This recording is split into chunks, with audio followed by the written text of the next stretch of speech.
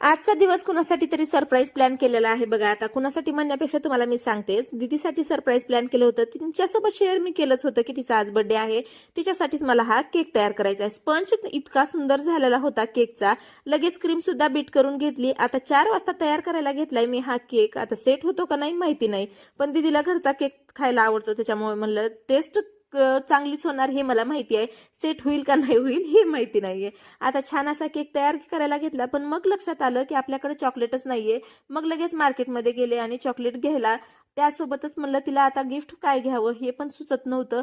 त्याच विचारामध्ये लगेच एक हार पण घेऊन टाकला आणि मग लक्षात आलं की तिच्या आवडीचा आणि जिव्हाळ्याचा विषय म्हणजे कपडे. सगळ्यात जास्त तिला आवडतं ते शॉपिंग करायला कपड्यांची. तर म्हणलं चला तिच्यासाठी एक ड्रेसच घेऊया. छान असे ड्रेस बघितले, त्याच्यातलाच एक चॉईस केला, बिल केलं आणि घरी निघाले.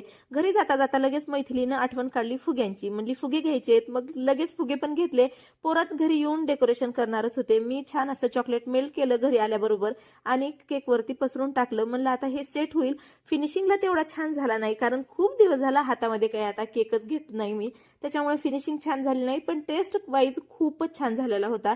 लगेच मी तयार झाले आणि तयार होऊन मला जायचं होतं 2-4 ठिकाणी हळदी कुंकवाला.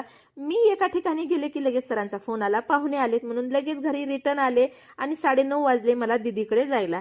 मग तिला काय सरप्राईज तर भेटलंच होतं, पोरांनी दिलंच होतं. ती लग्नाला गेली होती आज दिवसभर, त्याच्यामुळे त्यांना हे डेकोरेशन करायला वेळ भेटला होता. खूप सुंदर डेकोरेशन केलं होतं. छोटंसं पण किती छान व्यवस्थित असे फुगे लावलेत त्यांनी. मला खूप आवडलं त्यांनी डेकोरेशन केलेलं. तिच्या सासूबाई आहेत, तर त्यांनी सुद्धा सेलिब्रेट व्हायला सोबतच होत्या. त्याच्यानंतर लगेच भाऊजींनी केक तिला भरवला. या प्रकारे आता हास्य जत्रा आमच्या इथं फुलली होती बघा.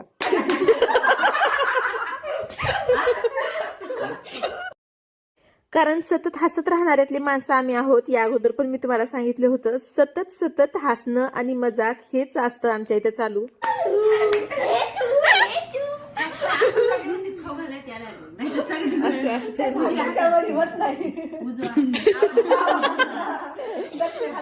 बस ना, तू काढ.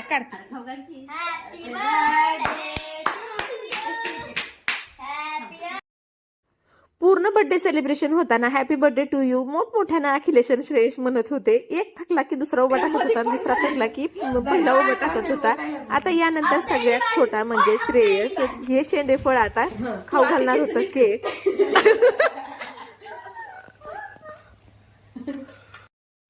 असं झालं सेलिब्रेशन. तुम्हाला कसा वाटला व्हिडिओ? आवडला तर लाईक करा, शेअर करा आणि चॅनलला सबस्क्राईब करा. भेटू लवकरच पुढच्या व्हिडिओमध्ये. तोपर्यंत रामकृष्ण हरी.